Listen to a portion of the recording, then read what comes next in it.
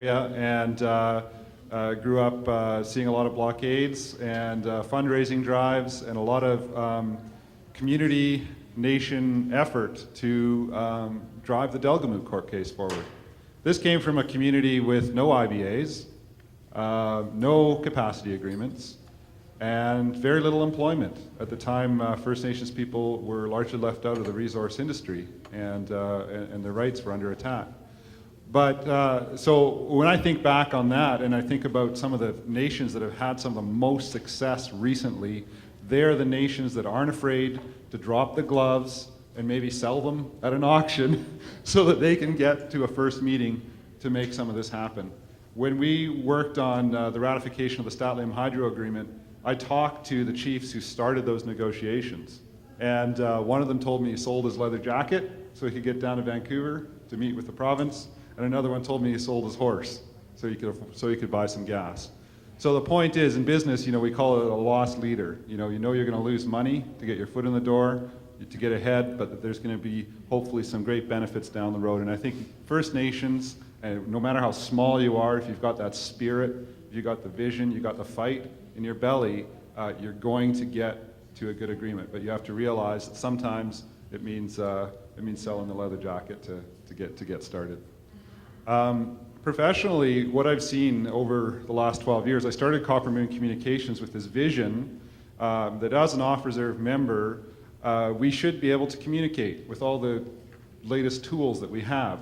We know and we've seen, and those of us who've had the privilege of learning from some of our elders, we know that the way our societies were structured and worked, they were based around families, they were based around, in some cases, clans, where we lived together, we made decisions together, and if something was going to impact our way of life, our culture, our community, we would make that decision carefully and collectively. We would bring everyone along in the making of that decision.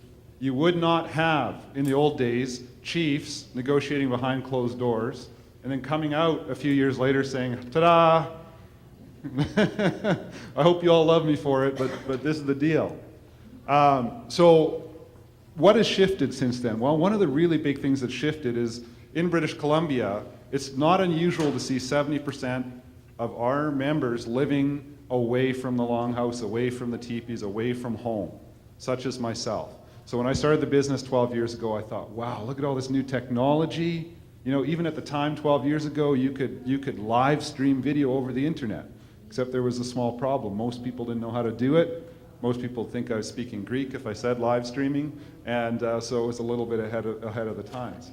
But over the past few years, what we've been doing is we've been figuring out if you're going, the same principles still apply. If you are a leader, and I mean a leader of any kind, I'm not just talking about a chief or a counselor, but if you're a leader and you've got the responsibility of making big decisions that are going to impact the family, the community, and the nation, then everybody needs to be brought along in that decision. And so that's what I'm here to talk to you about really quickly today, because negotiating an IBA or going through the EA process or any of those lines up on the screen, a lot of the focus tends to be on what's going to happen afterward. What are we fighting for? What benefits are going to kick in after we sign and we ratify this agreement? What I'm here to talk to you about is what happens before you ratify and you sign that agreement. I'm here to talk about how is it that you get your mandates and you get an informed decision so that the whole family, the community, and the nation, no matter where they live, understand and support that decision, because that's really, really important. And I've talked about this, and I've even talked to industry, I've talked to government, and I've said, folks, we really got to start communicating a heck of a lot sooner, not when you're about to sign the paper, but well before. And they'll say something like this, well, it's too expensive. We can't afford it. I talked to the province, they said, sorry, we're in austerity. And I said, well, that's fine, but this First Nation just contacted me, and they're trying to ratify a modern treaty. They're working to ratify a modern treaty that represents, my understanding is, a $20 million investment on the province's side. And they have been given a $15,000 budget to communicate it. So, for those of you, put your business hats on for a second, how many of us would gamble a $20 million investment on a $15,000 budget. And what have we seen over the last couple of years? Well, about half of First Nations vote down the agreements and principles of modern treaties, and the other half, it gets through. That's not a really great success rate if you're an investor, if you're someone trying to make wise business decisions. And I'm not saying I'm not pro or anti-treaty. I'm just anti-terrible communication and anti-terrible decision making, which is what I see a lot of happening in British Columbia, especially with First Nations. The protests in New Brunswick that ended up with a blockade, I mean, that cost the company $60,000 a day throughout that whole conflict, just in lost wages and impact to equipment.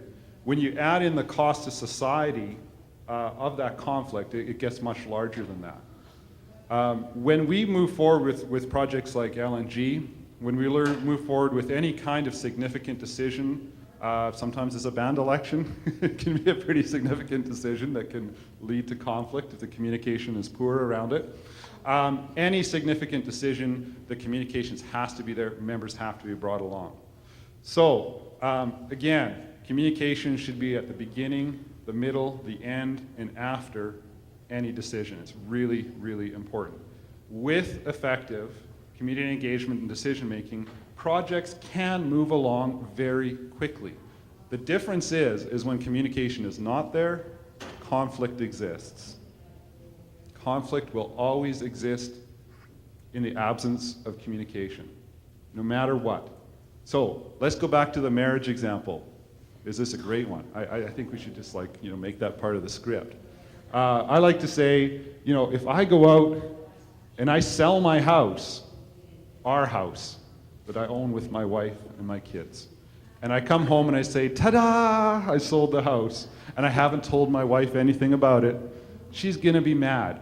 Even if it was a great decision and I thought through it and I hired a great lawyer, Merle's on my team, for example, and we've done a great deal. So I'm sold the house and I say, hey, look, honey, I bought this collector's Ferrari, and it's gonna appreciate in value. What a great decision. She's not gonna be happy with me because I didn't involve her, I didn't include her. It doesn't matter how good the decision is. And this is what I try and get through to First Nations leaders, is it doesn't matter how great your decision making is as a professional, as an individual, or as a small team. If you're not bringing the whole base with you, the whole family, then conflict will exist. And with conflict, guess what? It's expensive. It costs a lot of money to fight. It costs a lot less money to communicate well, bring everybody along, and to move forward together. So the value, again, in the negotiation process often is looking after the deal. The value in communications is the process of reaching that deal. So it's creating real legacies in the community. So one example, when we work with First Nations, we make sure we can call every member, no matter where they are, and make sure they have an opportunity to participate, whether it's through a phone conversation, an email conversation, a conversation around the coffee table, over tea time. Every member needs to have the opportunity to be involved in significant decisions that are going to impact the collective title and the rights that flow from the title on the land. So informed consent, and this is something a lot of people talk about. We need free, prior, informed consent.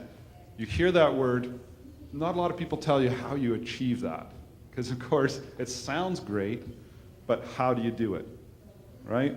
How do you do it? It's a pretty daunting thing. Because in the mainstream society, we get our mandates by getting elected. You vote for me, I do whatever the heck I want for 4 years, and then I'm accountable after 4 years. And of course, in First Nations, we know that's not the case. We know that if, and we've seen it time and time again, sometimes if a leader or a group of leaders make a pretty poor decision, members can take action and overturn that decision, sometimes direct action. So informed consent, the real question here is, do people understand? And this is where, sometimes lawyers and myself are a little bit of oil and water, because what we focus on is the comprehension and the understanding of what's happening, not the wording.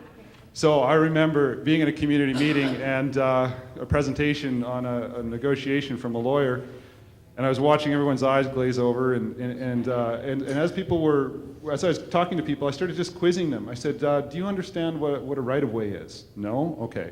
Do you understand what, I don't know, I can't even remember those legal words, they just kind of fall out the other ear. But I ended up doing a list, and it was very long, of all the words that people didn't understand that we just assume, that they would. So the point is when you're up front, and you're talking, if nobody understands you, it's not informed consent. It never will be. So these are really important issues that I encourage you to think about as you work on fantastic IBAs and really great environmental processes and joint ventures with companies. Are people informed? Are you bringing the family along with you? And when you reach the end, are people excited? Are they happy? And is there an absence of conflict? Because there should be, if you're doing things right on the communication side. So thank you very much, and look forward to continued discussion. Thanks very much, Jacob. Merle, I'm not sure if you want to respond to any of that, but okay, all right. I didn't understand what he was talking about, actually. It was too plain speaking. No, I mean, I think